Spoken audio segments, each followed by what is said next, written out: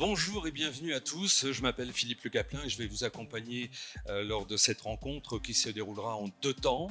D'une part, la présentation d'Eurosatory 2026 comme le plus grand salon de défense et de sécurité au monde qui se tient donc tous les 2 ans à Villepinte. Je vous rappelle les dates, ce sera du 15 au 19 juin prochain.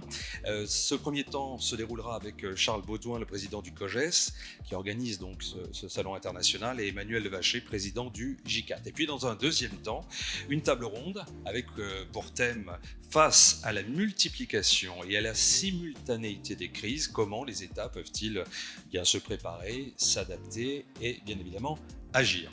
Pour répondre à cette question, nous serons alors rejoints par le général Philippe de Montenon qui commande les forces et les opérations terrestres pour l'Europe de l'armée de terre, ainsi que par Claire Nestier, général 2e section qui dirige depuis 2 ans le cabinet ECD Conseil. Avant cela, un film de présentation que je vous invite à découvrir tout de suite.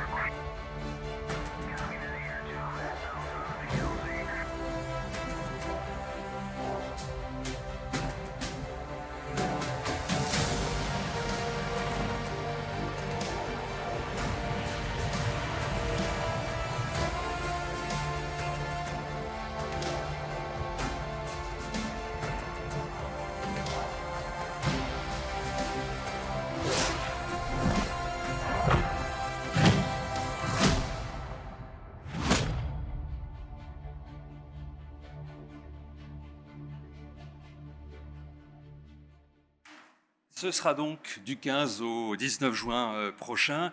Et j'ai omis de vous dire que, bien évidemment, vous pourrez poser des questions à la fin de chaque moment, sur une dizaine de minutes pour la première partie et un peu plus, bien évidemment, sur la seconde, si des choses n'avaient pas été dites ou si cela a soulevé des points d'interrogation. Tout de suite, j'invite à me rejoindre à cette table Charles Baudouin, président du COGES, qui organise cet événement mondial qu'est Eurosatory, mais pas que. Il y a le sommet international des trous de montagne, les rencontres IDEAS ou encore Expo Défense, et vous organisez donc Eurosatory, qui est un rendez-vous incontournable, plus encore, bien évidemment, compte tenu par des mois de l'actualité internationale et de la multiplication des conflits. Emmanuel Levaché, président du J4, qui est le groupement des industries française de défense et de sécurité terrestre et aéroterrestre, et à titre personnel, vous êtes le président d'Arcus, qui est le premier fournisseur de véhicules terrestres à l'armée de terre. Quelques chiffres pour cerner tout d'abord le périmètre, le volume de ce secteur d'activité que vous fédérez au sein du J4. Oui, bonjour à tous et à tous, ravi de vous retrouver aujourd'hui. Alors le J4, c'est 500 membres, 500 adhérents, plus de 500 adhérents. Donc qui représente en fait l'industrie terrestre et aéroterrestre de défense et de sécurité, donc ce sont des entreprises françaises, et ça représente au total une quinzaine de milliards d'euros de chiffre d'affaires et plus de 55 000 emplois répartis en France sur l'ensemble des territoires. Sachant que si on recadre cela de manière plus générale, rappelons que la France est le 2e exportateur au monde d'armes, avec 10% de part de marché. C'est un secteur qui, plus que jamais, Monsieur Levaché, doit s'adapter, car clairement, nous sommes entrés dans une nouvelle ère.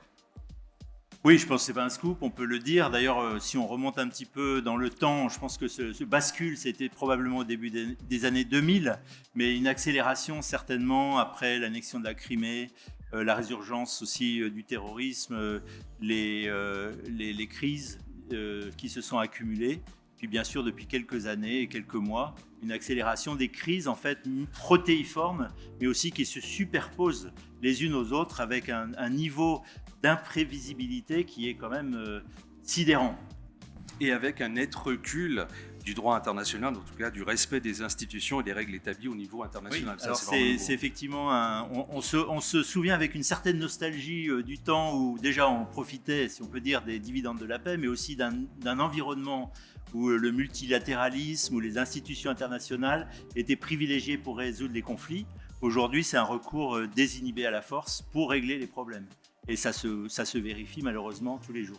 Et ça peut se décliner en différents sous-secteurs, si l'on peut dire. Charles Baudouin, Eurosatory, c'est un salon qui est au confluent de 3 types de préoccupations: la défense, la sécurité intérieure et la sécurité civile. Autrement dit, pour identifier cela, il y a le militaire avec le soldat, la sécurité avec le policier et le gendarme, et le civil avec le pompier et le secouriste. Quelques chiffres pour donner une idée de l'ampleur de cet événement qui vous attend. Eurosatory, c'est dans les éditions qui va se tenir ici, plus de 2200 exposants, soit 1 millier d'exposants de plus que nos principaux alter ego internationaux, que sont Londres, Abu Dhabi et Riyad. Ce sont 42 pavillons nationaux pour 65 pays qui exposent. Ce sont 330 délégations officielles, françaises et internationales, la plupart internationales, bien sûr, de défense et sécurité. Ce sont 43 militaires professionnels. C'est un salon B2B, B2G et G2G. C'est-à-dire business to government, government to government. Donc 185 000 mètres carrés, Oui. Et avec une nouveauté, c'est le Hall 4. Ça veut dire que Oui. Vous avez de plus en plus besoin de montrer ce que fait la profession. Oui, c'était déjà le plus grand du monde. Nous avons ouvert un hall de 20 000 mètres carrés qui a été très vite rempli. Ça montre bien que par rapport à 2024, où nous avions un salon qui avait pris en compte l'effet de guerre 2 ans après 2022, où il y avait augmenté les exposants, les délégations officielles, surtout de l'Est de l'Europe et du Nord de l'Europe. Ce qu'on constate aujourd'hui, c'est que nous n'sommes plus du tout dans la même logique. Le fait que les États-Unis aient une position vis-à-vis de l'OTAN qui est tout à fait particulière, le fait que les Européens ont compris que les Américains ne mettraient pas de troupes au sol et qu'ils vont certainement, possiblement en tout cas, vers une confrontation dans les 2 à 3 ans à venir directe avec les Russes, en tout cas aux frontières. Une Russie qui aujourd'hui n'est pas perdante dans le conflit et qui a renouvelé son armée. Le conflit, je dirais, au Moyen-Orient, qui engage 17 pays, qui conforte des nouvelles formes de guerre qu'on a vu apparaître. Tout cela, effectivement, procède de cette mobilisation des acteurs industriels et étatiques. Puisque vous parlez de nationalité, vous citiez 65 nationalités parmi les industriels qui seront présents donc, au mois de juin. Il y a tout d'abord l'Allemagne, ensuite en nombre d'exposants. Quel est le parade, si je puis dire, des pays qui seront présents? En nombre d'exposants et de surface, c'est d'abord bien sûr la France, parce qu'ils ont des à domicile, donc ce sont 700 exposants français, au sens très large, hein, bien au-delà du J4 lui-même. Donc la mobilisation des acteurs français, start-up et entreprises, jusqu'au très grand groupe, bien sûr. Des acteurs nouveaux, d'ailleurs, qui se présentent comme pour participer à la défense. C'est tout un caractère nouveau.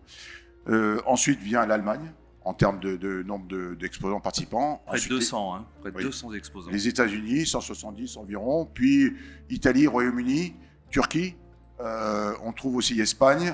Et on trouve juste derrière, tout ce qui est Émirats Arabes Unis, au niveau de l'Arabie Saoudite, la Corée. En tout cas, tous les grands pays sont présents, toute l'Europe est présente, tout l'OTAN est présent. Et de nouveaux présents, 5 pays qui n'étaient pas là la dernière fois, oui. À savoir le Chili, le Vietnam, Malte, oui, l'Ouzbékistan et le Liechtenstein. C'est ça. Et 64% étaient déjà là la dernière fois, donc il y a une véritable fidélité à ce salon. À la fois une fidélité, mais à la fois, si on regarde le verre à moitié vide, et c'est très bien, un renouvellement des exposants, parce que plus de 30% des exposants sont de nouveaux exposants. Ce matin, Alice Ruffo, qui est la ministre déléguée aux armées, déclarait sur RTL que la guerre n'est pas derrière nous. Les théâtres de conflictualité se multiplient partout dans le monde. Cette fièvre belliqueuse, tous les participants à Eurosatory l'auront bien évidemment en tête. Conflits de haute intensité, menaces hybrides, crise climatique, tensions industrielles et technologiques. Quelles sont les conséquences, Emmanuel Vacher, de ces phénomènes sur les entreprises de défense et de sécurité françaises ? La première conséquence, c'est évidemment une prise de conscience des autorités et une augmentation significative des budgets consacrés à la défense partout dans le monde, et en particulier en Europe. Donc évidemment, par conséquent, une pression sur l'industrie pour accompagner cet effort, fournir les équipements et bien sûr des opportunités d'affaires, il faut le dire tel que c'est, pour l'industrie de défense, mais aussi une responsabilité pour accélérer, produire plus vite et répondre à ces besoins nouveaux. On détaillera cela dans le cadre de la table ronde, bien évidemment, tout à l'heure. En tant que président du J4 pour les industriels français, Eurosatory, c'est donc une véritable opportunité. Mais cette nouvelle édition, ça c'est tous les 2 ans, qu'est-ce qu'elle propose de plus par rapport à la précédente ? Alors, comme bien l'expliqué Charles, déjà, c'est un énorme salon. Hein, c'est vraiment le salon mondial du terrestre et la référence. Un lieu d'exposition, bien sûr, où chacun va promouvoir ses produits et ses services, mais c'est beaucoup plus que cela. C'est aussi un lieu de rencontre, un lieu de débat, un lieu d'établissement, de partenariat, et aussi, bien sûr, un lieu où on reçoit le monde entier. Donc, évidemment, c'est une plateforme tout à fait unique et que les industriels, bien sûr, apprécient à sa juste valeur. Et tout le spectre des solutions de défense est présent, bien évidemment, Charles Baudouin ? Absolument. C'est véritablement le réceptacle, et les journalistes, les observateurs, les experts, les gouvernements le constateront, c'est le réceptacle parfait parce qu'on a l'offre la plus grande au monde, des nouvelles tendances et des nécessités. C'est-à-dire qu'aujourd'hui, nous voyons bien les tendances de ce salon sont le retour de la nécessité de produire, et vous verrez l'augmentation énorme d'industriels proposant des chaînes complètes de fabrication de munitions, de blindés et d'armes. La nécessité, bien sûr, de rehausser le niveau en défense solaire, artillerie l'emporter, mais on voit aussi l'arrivée en masse de la deep tech. Aujourd'hui, et l'Ukraine a été un précurseur parfait sur le sujet, les États-Unis par le haut parce qu'ils ont beaucoup de finances et des grandes sociétés de la tech. Aujourd'hui, nous sommes déjà dans l'ère de l'intelligence artificielle, depuis le plus haut niveau de décision d'un commandant de force jusqu'au pavillon tactique. Et donc ça aussi, c'est à court terme une modification assez profonde des bases industrielles de défense et technologie qui répondront certainement aux besoins de révolution des affaires capacitaires que demande tout le monde, c'est-à-dire aller plus vite et intégrer l'IA, le quantique, l'espace. Et c'est vrai aussi bien pour les industriels installés que pour des nouveaux entrants, on parle souvent de start-up, seront également représentés lors de ce salon. Oui, nous avons un espace de start-up de 1000 m². Le J4, c'est son propre espace de start-up, donc tout ça nous fait une centaine de start-up présentées en forum. D'autres start-up ont choisi de se présenter sur des stands. Et je crois qu'il faut prendre en compte ce fait. Il serait illusoire pour les États de croire qu'ils vont rattraper leur retard en commandant des munitions, des rechanges, des systèmes de défense simplement, mais ils devront aussi épouser cette intelligence artificielle qui est un multiplicateur d'effets pour les armées aujourd'hui. Et les Ukrainiens résistent, notamment aux Russes, grâce à la deep tech. Les drones, l'intelligence artificielle, ça se retrouvera physiquement plus particulièrement dans un endroit dédié, c'est l'Eurosatory Lab, c'est ça ? Oui, mais partout, parce que ce salon n'a pas d'espace plus particulièrement dédié, donc on aura des parcours pour les visiteurs, c'est immense, c'est sûr, mais on mettra à disposition les moyens de choisir ces parcours. Les drones sont partout, et Eurosatory 2018, il n'y avait pas de drones armés. Aujourd'hui, il y a des drones armés partout, des drones autonomes, des essaims de drones, intercepteurs de drones mus par l'IA, des drones capables aujourd'hui de se déplacer, de géolocaliser sans GPS, qui est totalement nouveau. La notion de missile antimissile, de missile antimissile, le missile sol longue portée, épousé aujourd'hui par la France et pays européens, n'était même pas à l'ordre du jour il y a 2 ans. Donc l'espace de la défense est totalement bouleversé par rapport à il y a 2 ans. Emmanuel Vachet, vous confirmez la robotique, le deep tech justement, depuis 2 ans dans vos industries, vous l'avez vu littéralement exploser ? Oui, comme Charles vient de bien l'expliquer, c'est une tendance lourde, une tendance aussi d'accélération. Comme ça a été dit, les drones sont partout. Enfin, quand on dit drone d'ailleurs, c'est l'automatisation, la robotisation, la digitalisation est partout. Et pas forcément que dans les airs, comme on le voit souvent dans les actualités. Et qui dit drone dit anti-drone aussi, puisque évidemment, c'est toujours la dialectique entre l'épée et le bouclier. Donc on se protège contre les drones, on protège les véhicules ou les fantassins contre les drones. Donc c'est aussi une tendance très, très forte de trouver les moyens de protection. Il y a de nouveaux acteurs, bien sûr, dans l'écosystème industriel. Vous venez à l'instant d'y faire allusion. Il y a aussi, Charles Baudouin, les banques, les fonds d'investissement, les acteurs du financement de la défense. C'est important. Et vous mesurez le chemin parcouru depuis 2022. où je dirais les bases industrielles de défense c'est un peu des parias pour les banques. Aujourd'hui, la prise de conscience est majeure et pour la première fois sur Rosatori, mais pour la première fois sur un grand salon national de défense, il y aura un pôle d'exposants de banques et d'investisseurs. Mon analyse, c'est que ces gens viennent justement pour accompagner la militarisation de la deep tech. Clairement, ils ne sont pas là pour financer spécialement Thales, mais je crois qu'ils sont là aussi pour faire en sorte que cette technologie civile qui innerve déjà le monde civil en très grande quantité soit maintenant ce qu'on appelle la DevTech militarisée, et il y a lieu effectivement, et cette tech se propose au financement amont, alors qu'un programme est plutôt déjà financé par l'État, et on verra enfin certainement un vrai partenariat public-privé en termes de financement de la défense. C'est un sujet majeur pour tous les pays. La nouvelle donne militaire et industrielle ne peut se faire sans des hommes et des femmes. Il faut savoir qu'aujourd'hui c'est 55 000 emplois, c'est ça pour les entreprises qui sont réunies au sein du J4, c'est 7 000 de plus que lors du dernier Eurosatory et ça va continuer et vous avez de réels besoins. Tout à fait. Il faut mobiliser tous les facteurs, la finance bien sûr, mais aussi les ressources humaines. Effectivement, on a créé cette filière 7 000 emplois dans le terrestre. Évidemment, c'est sans parler de l'ensemble de l'industrie de défense qui emploie plus de 220 000 personnes. Et on a aujourd'hui 10 000 postes à pourvoir immédiatement dans l'industrie de défense terrestre. Et potentiellement 70 à 100 000 postes à l'horizon 2030 dans l'ensemble de l'industrie de défense. Donc il y a évidemment un énorme challenge d'attractivité, mais aussi, je pense, une capacité à offrir des jobs intéressants, bien rémunérés et non délocalisables. Donc je pense qu'il y a vraiment un intérêt très fort pour l'industrie de défense. Quel type de métier ? Alors ça va de tout type de métier, de l'opérateur, du CAP, jusqu'au Bac+8 à des chercheurs. Donc on a vraiment l'ensemble du spectre sur des métiers techniques, mais pas uniquement, aussi des métiers de fonction support, des métiers de commerce. Donc on a vraiment un spectre extrêmement large et passionnant. Et tout cela est à retrouver, à mi-juin, dans une tente des métiers. Oui, tout à fait. Alors on avait organisé déjà il y a 2 ans cette tente des métiers. Là, elle est largement agrandie puisqu'elle va tripler de volume.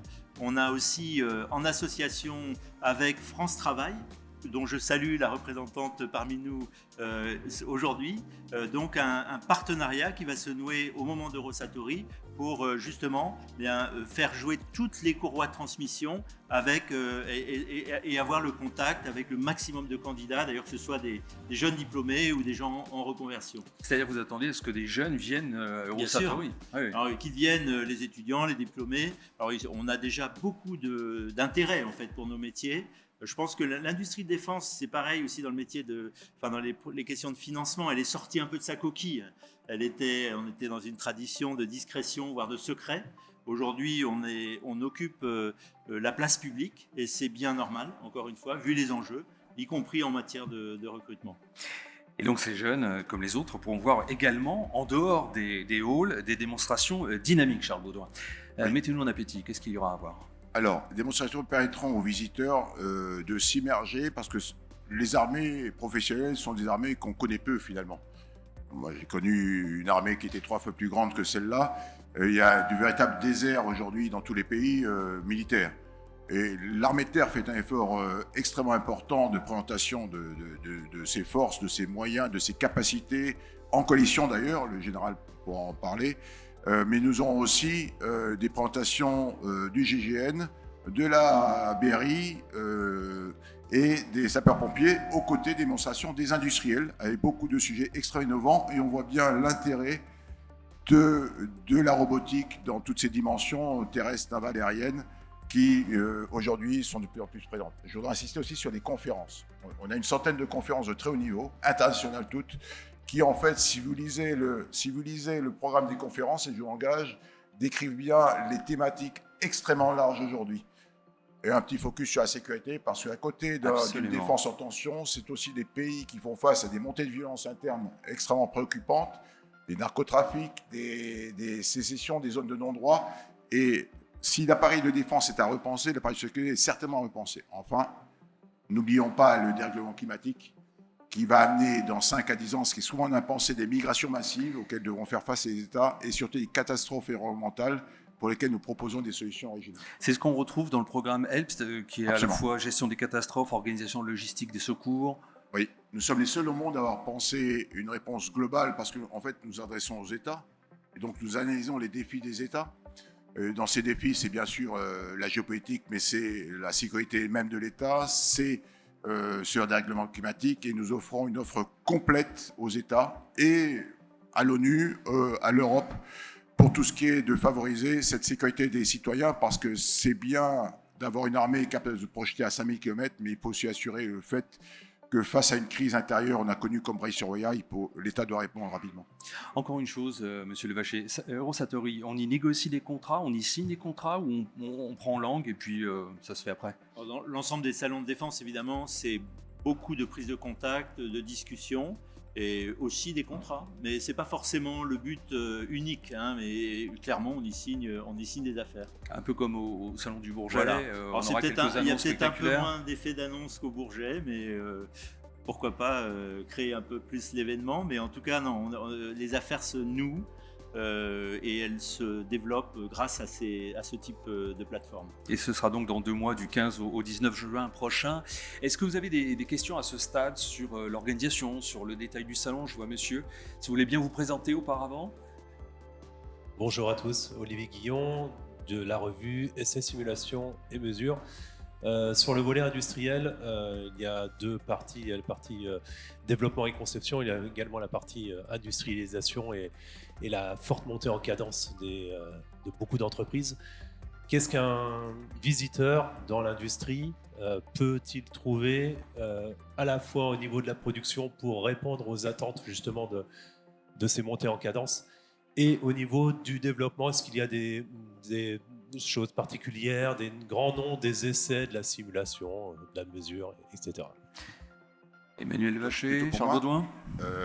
Vous trouverez en fait toute la chaîne, depuis les matériaux jusqu'au système de système, y compris l'outil de production, j'en ai parlé, comment répondre rapidement, beaucoup plus rapidement et plus en masse aux problèmes. Donc c'est à la fois de recruter des personnels qualifiés, ce qui est majeur, mais des machines-outils, de l'imprimante 3D, de la machine 3D de très haut niveau, capable de produire elle-même travailler des aciers. Vous trouverez aussi des nouveaux matériaux proposés. Donc on est vraiment dans le très amont jusqu'à le clé en main, je dirais,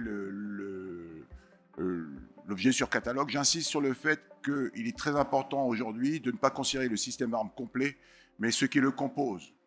Parce que dépendre de certains pays, et parfois même, il faut surveiller le 2e, 3e, 4e sous-traitant du maître d'œuvre, parce qu'on pourra avoir des surprises en termes de blocage. Vous savez qu'on est revenu dans un monde de blocs, et donc de possibles blocs économiques, de possibles réductions de livraison. Et il faut regarder où on produit ces processeurs, notamment, aujourd'hui. Juste ajouter un élément. Donc, bien sûr, vous trouverez des industriels qui innovent, qui proposent aussi des services, parce que ce n'est pas uniquement du produit, mais c'est aussi du service, du MCO, maintien en condition opérationnelle. Et vous trouverez aussi des industriels qui sont justement confrontés à ces problématiques de montée en puissance de production, donc avec lesquels, je pense, le dialogue est intéressant. On reçoit, par exemple, dans ma société, énormément de fournisseurs, évidemment, qui viennent nous rencontrer pour, là aussi, nouer des affaires. Et la discussion, ça porte souvent sur des capacités de montée en puissance, de volume, des nouveaux contrats, comment on accompagne donc cette montée en puissance. Donc ces discussions, elles ont bien lieu pendant ces salons. Monsieur. Jean-Christophe Ferraud du journal Libération, une question peut-être plus politique ou géopolitique, en tout cas d'actualité.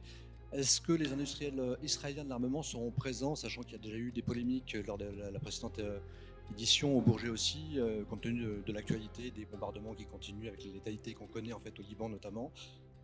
Voilà, est-ce qu'ils seront là? Donc 65 nationalités, vous disiez tout à l'heure, Charles Baudouin, et Israël en fera partie. Les industriels de défense et de sécurité israéliens sont présents. Vous pouvez d'ailleurs les constater sur le catalogue en ligne du site, c'est pas un secret. En nombre un peu moins important qu'il n'était auparavant. Là, nous nous en remettrons aux orientations que pourra prendre le gouvernement sur le sujet. Moi, en tant qu'organisateur de salon, je serais puni par la loi si j'interdisais à un industriel de venir. C'est la discrimination. Donc, il n'y a pas de signaux pour l'instant. le gouvernement décidera. Je crois que vous connaissez l'actualité et ça pourrait influencer. Une autre question, monsieur. Bonjour, vous excuserez ma question qui n'est pas technique. Je m'adresse à la direction du salon Eurosatori. Est-ce que vous avez anticipé une éventuelle demande, un problème pour la participation d'Israël au salon? Est-ce que ça concerne les messieurs qui sont devant nous? Est-ce que vous pouvez nous pas répondre? Monsieur Baudouin venait de l'aborder à l'instant. Je dirais que nous avons l'expérience. Maintenant, on a quand même eu un cas extrêmement difficile d'annulation de la présence israélienne 15 jours avant le salon. Donc c'était difficile à gérer. On est expérimenté maintenant. On fera face à ce qui se passera. Pour Israël, prenez en compte le fait que ce n'est pas une mobilité des forces isolée, qu'elle est extrêmement liée à la mobilité européenne. Il y a beaucoup de pays qui travaillent beaucoup, des joint ventures ou des sociétés conjointes, et avec les États-Unis. Donc, le fait israélien est un fait plus mondial que simplement d'un pays. Monsieur, c'est à vous.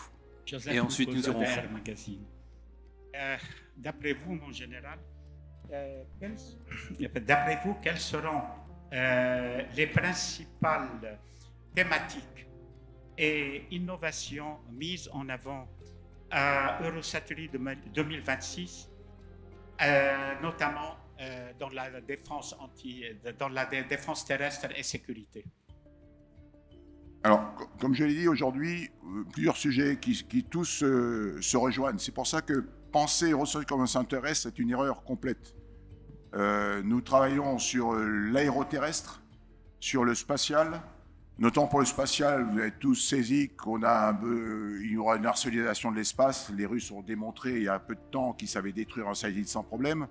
Et donc aujourd'hui, la notion de résilience de l'espace, des flux spatiaux qui sont stratégiques pour la marine, pour l'armée de l'air, pour l'armée de terre et pour une armée, parce qu'une armée engageant une opération, c'est une coalition interarmée, interalliée. Le fait d'aller vers des microsatellites est une évidence, des constellations. Nous sommes très en retard en Europe. 10 000 satellites de Musk, 600 satellites de Telsat, plutôt civils. On voit bien qu'aujourd'hui, on pourrait se voir détruire nos satellites militaires en très peu de temps. Ils sont peu nombreux. Donc vous aurez sur le salon des solutions. Je pense à la société Horus, une start-up française qui lancera en 2027 un microsatellite qui sera présent sur le Satori Lab, 2 mètres sur 1 panneau déployé, hyperspectral. Cette résilience des États face à l'espace est fondamentale. Il y a bien sûr, je l'ai dit, l'IA qui nerve tout, et c'est stratégique pour tout le monde aujourd'hui. La compréhension de la situation, la fusion de données, l'analyse des données. L'IA de masse s'accompagnera d'une nécessité de data center. Alors, il y a une IA, je dirais, immédiate qui dirige les drones, qui n'a pas besoin de data center, mais on parle, vous savez, aujourd'hui de data center dans l'espace. En tout cas, par exemple, des plantations tout à fait innovantes de data center en conteneur, parce qu'on part en opération. Un PC de force qui va manier des données de masse aura besoin de stocker ça dans un data center. Le cloud, c'est jamais qu'un data center. Et on a pris en compte ces nécessités du traitement de masse des données. Donc c'est aussi un sujet majeur. Le quantique sera déjà présent par des solutions aussi. Des solutions qui permettront demain à nos centrales inertielles d'arriver à l'autonomie complète et non plus à une navigation à recaler. Donc aujourd'hui, le théâtre d'opération de l'Ukraine et le théâtre qui montre que le champ de bataille est devenu extrêmement perturbé. L'IA permettra aussi très rapidement de prévenir les attaques cyber. Dès qu'une attaque cyber débutera, elle sera décelée et arrêtée. Donc vous voyez qu'on est dans un champ complètement nouveau. On a besoin d'une réaction ultra rapide de ces technologies nouvelles.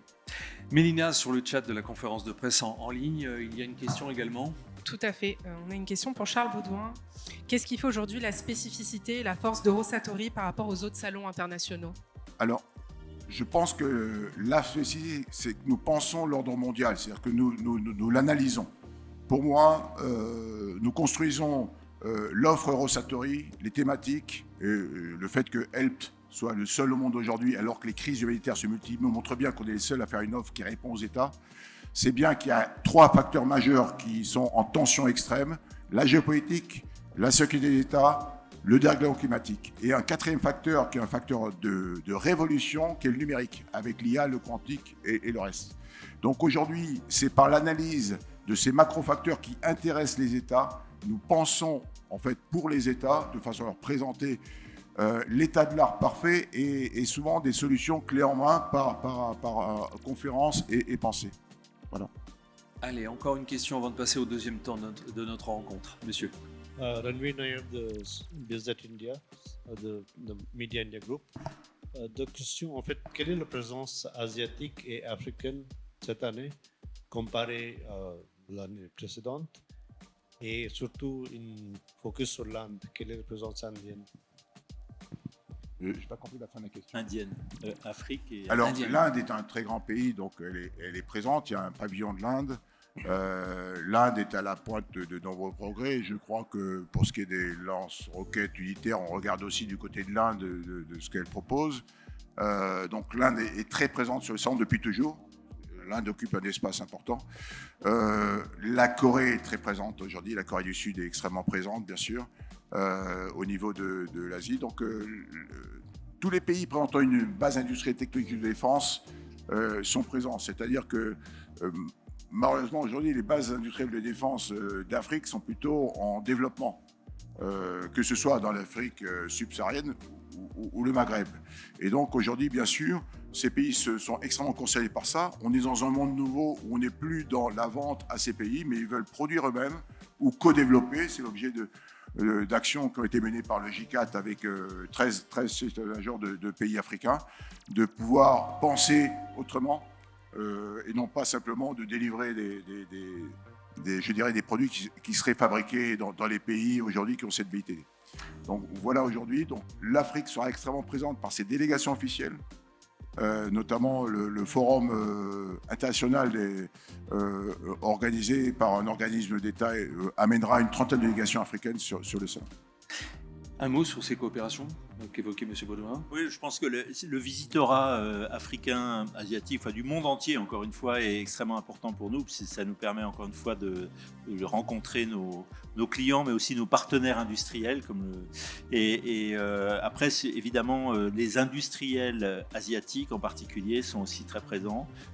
On aurait pu aussi parler des Turcs. Il y a beaucoup de pays qui sont des vraies puissances émergentes en matière d'industrie de défense et qui seront très présents et avec lesquels, bien sûr, le dialogue est intense. Et la concurrence aussi. Une dernière question, monsieur. Oui, bonjour. Rudy Rittenberg pour Defense News. Une question pour le panel. Est-ce qu'il y a un changement dans le poids relatif de certains pays? Je pense à la France, vous avez mentionné un salon qui devient de plus en plus international. Est-ce qu'il y a un changement dans le poids relatif? Et également pour les États-Unis, est-ce qu'il y a un changement dans le poids? Et est-ce que vous avez déjà vendu toutes les mètres carrés? Merci. Alors, les équilibres sont globalement respectés. Les 10 plus grands pays, ce sont les mêmes, je dirais, quelque part. J'insiste sur ces pays. Il y a notamment la Corée qui est présentée à la Turquie. Ils sont dans le top 10.